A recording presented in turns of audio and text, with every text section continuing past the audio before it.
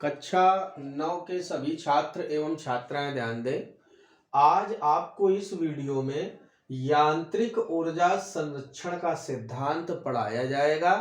अर्थात यह बताया जाएगा कि किसी भी पिंड की ऊर्जा हम चाहे जिस स्थिति में ज्ञात करें, उसकी कुल ऊर्जा का मान सदैव नियत रहता है।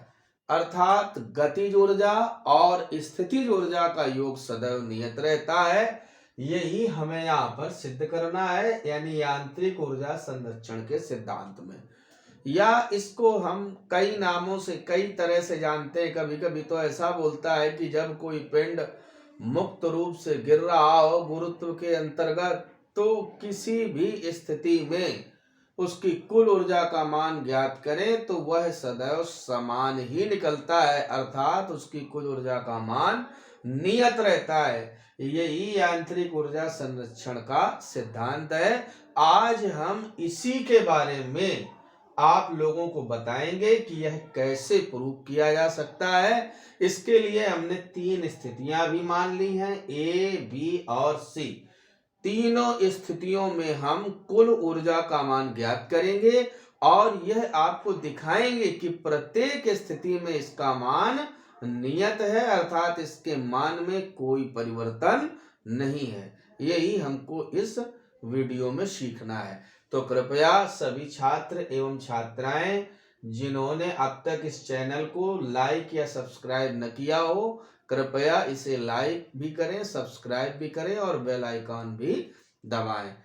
अब आप लोग देखिए हम इसको किस प्रकार से प्रूव करेंगे। और सबसे अहम बात तो यह है कि यह किसी भी कक्षा के लिए अत्यंत महत्वपूर्ण टॉपिक है आपकी फिजिक्स का।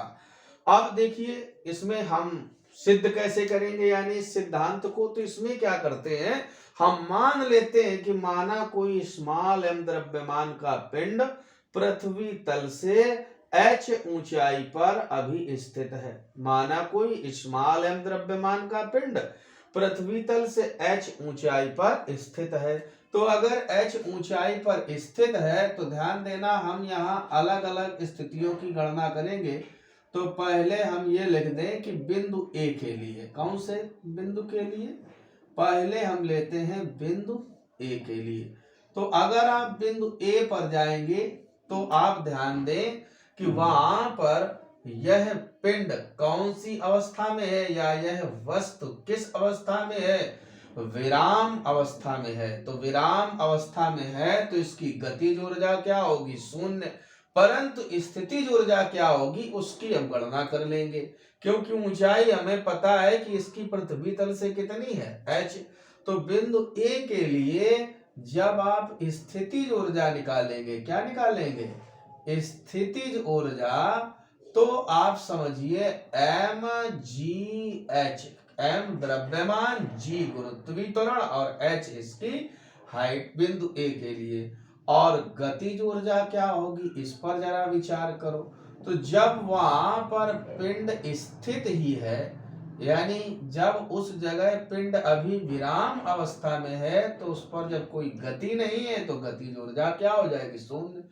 तो नई लाइन से इसलिए कुल ऊर्जा या यांत्रिक ऊर्जा इससे कह सकते हैं, क्या कह सकते हैं, यांत्रिक ऊर्जा, कैपिटल EA बराबर U प्लस के।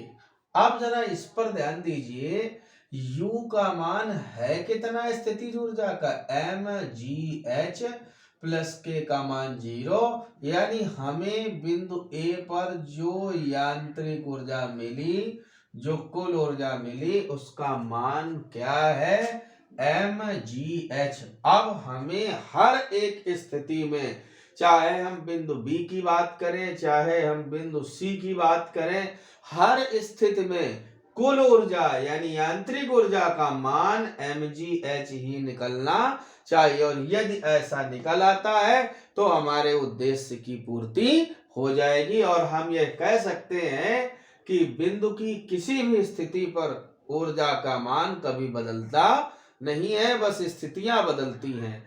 तो यही बात हमको यहाँ पर प्रूव करनी है। तो अभी हमारे एक बिंदु का कार्य कंप्लीट हुआ। अब हम बात करते हैं कौन से बिंदु के लिए, बिंदु बी के लिए। जरा इस पर ध्यान दें। जब हम बिंदु बी की चर्चा करेंगे यानी बिंदु बी के लिए जाएंगे तो इसमें थोड़ा सा पैटर्न बदल जाएगा। अगर आप बिंदु बी की बात करें तो ये है यहाँ पर बिंदु बी इस ऊंचाई पर, तो इसकी पृथ्वी तल से ऊंचाई देखें तो h माइनस एक्स, लेकिन ऊपर से नीचे कितना आ गया x। तो देखो स्थितिज ऊर्जा तो बेटा निकाली जाती है नीचे से ऊंचाई के आधार पर, लेकिन गतिज ऊर्जा अगर निकलवानी है तो हमें यह ध्यान देना है कि आखिरकार जब यह पिंड गुरुत्व के अधीन यानी गुरुत्वीय त्वरण के कारण नीचे की ओर गिर रहा है तो बिंदु बी तक आते आते उसे कितना वेग प्राप्त हो जाता है। तो पहले हम वेग की गणना कर लें, और वेग से पहले चाहे तो स्थितिज ऊर्जा की गणना कर लें। तो बिंदु बी के लिए जब आप स्थितिज ऊर्जा निकालेंगे, क्या निकालेंगे, स्थितिज ऊर्जा बिंदु बी के लिए, तो आप देखते हैं कि mgh की जगह क्या होगी, यहां से यहां तक की ऊंचाई क्या है बिंदु बी के सामने तक की, h माइनस एक्स। लेकिन अब गतिज ऊर्जा के लिए पहले ये वेग तो निकलवाएं, तो हमने माना है कि माना बिंदु बी तक आते आते, माना बिंदु बी तक आते आते पिंड का वेग क्या हो जाता है, v हो जाता है। अगर हमने ऐसा मान लिया है तब किससे, v स्क्वायर बराबर u स्क्वायर प्लस 2gh से। तो ध्यान दीजिए v स्क्वायर तो हमने यहाँ v माना ही है, अब u ऊपर वहां पर क्या है शून्य, प्लस 2gh कितना नीचे आया है यहां से यहां तक, ये ऊंचाई कितनी है मात्र x, तो यहाँ पर क्या हो जाएगा x, तो यानी v स्क्वायर बराबर 2gx। तो इसलिए गतिज ऊर्जा क्या हो जाएगी, गतिज ऊर्जा यदि आप निकालेंगे अब तो k सफिक्स में b बराबर हाफ m v स्क्वायर। तो देखो हाफ m तो ठीक है और v स्क्वायर का मान क्या है 2gx। तो जब हम हल करेंगे तो क्या मिलेगा, 2 से 2 कैंसिल यानी mgx। तो अब हमें बिंदु b के लिए स्थितिज ऊर्जा भी पता चल गई और गतिज ऊर्जा भी पता चल गई।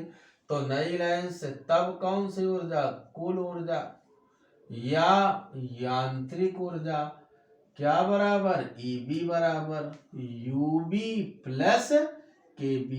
अगर हम UB की बात करें तो कितना है mgh माइनस एक्स, और KB की बात करें तो सिर्फ mgx।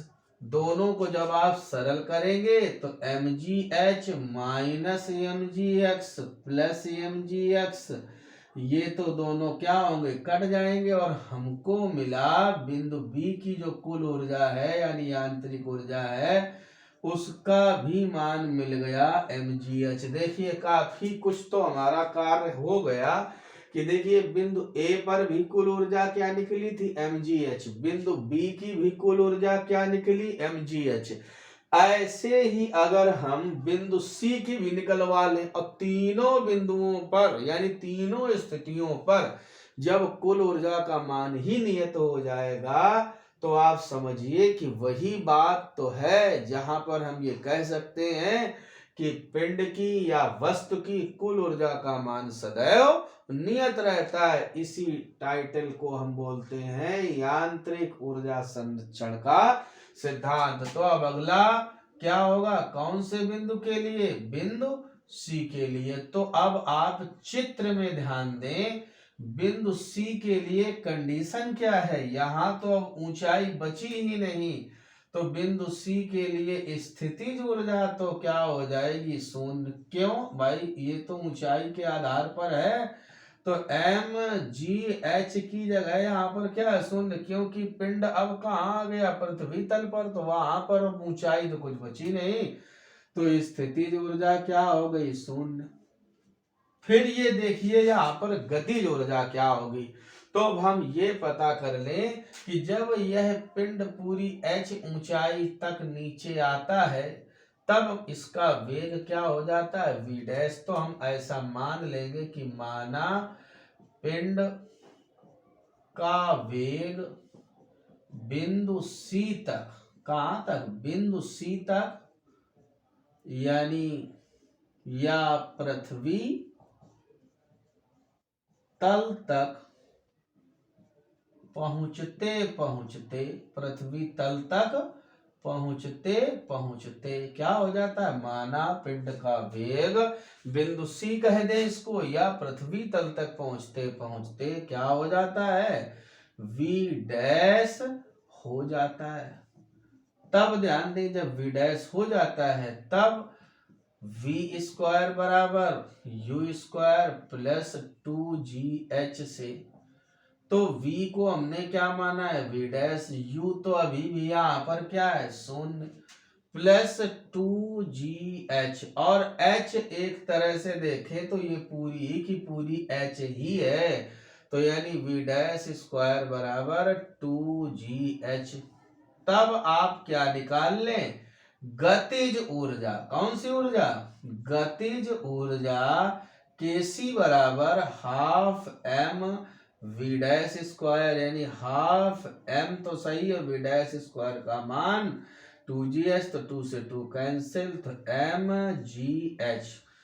तो नई लाइन से इसलिए कुल ऊर्जा कहें या यांत्रिक ऊर्जा बोल दें हम यहाँ पर, वो क्या हो जाएगी, EC बराबर UC प्लस KC। और UC हमें पता है कि पृथ्वी तल तक आते आते ऊंचाई कुछ बचेगी नहीं पिंड की, तो उसकी स्थितिज ऊर्जा क्या हो जाएगी, शून्य, क्योंकि ऊंचाई का मान 0।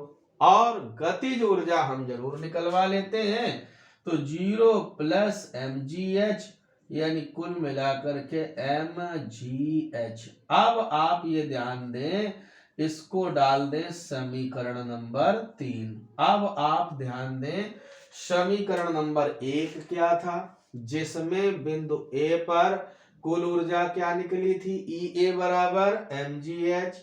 फिर ध्यान दें समीकरण नंबर 2, यानी बिंदु B के लिए हमारी कुल ऊर्जा कितनी निकली, mgh। फिर हमने देखा बिंदु C के लिए कुल ऊर्जा कितनी निकली, EC बराबर mgh। इन तीनों समीकरणों को देखने से ये पता चलता है कि किसी भी स्थिति में हम अगर कुल ऊर्जा का मान निकालते हैं तो उसमें कोई परिवर्तन नहीं होता है, अर्थात यही यांत्रिक ऊर्जा संरक्षण का सिद्धांत है।